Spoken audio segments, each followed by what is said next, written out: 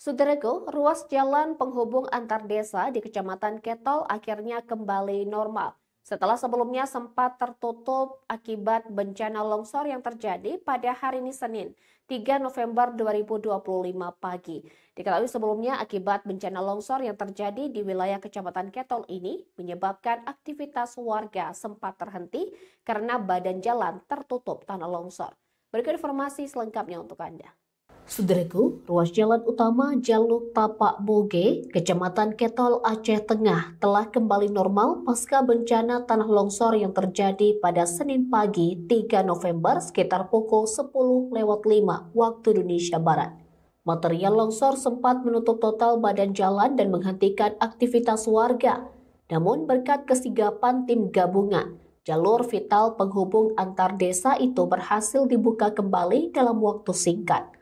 Kepala Badan Penanggulangan Bencana Daerah atau BPBD Aceh Tengah Andalika menyampaikan bahwa penanganan longsor telah rampung dilakukan.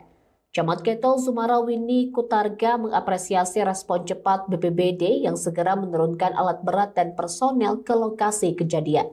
Sementara itu, Kepala Dinas Komunikasi dan Informatika Aceh Tengah, Mustafa Kamal menilai koordinasi cepat dan penyebaran informasi akurat menjadi faktor penting dalam keberhasilan penanganan tersebut. Ia menambahkan kejadian ini menjadi pengingat bagi masyarakat agar selalu waspada saat melintasi daerah rawan longsor, terutama di musim hujan. Dari Aceh Tengah, Alga Mahatiara, Tribun Gayo.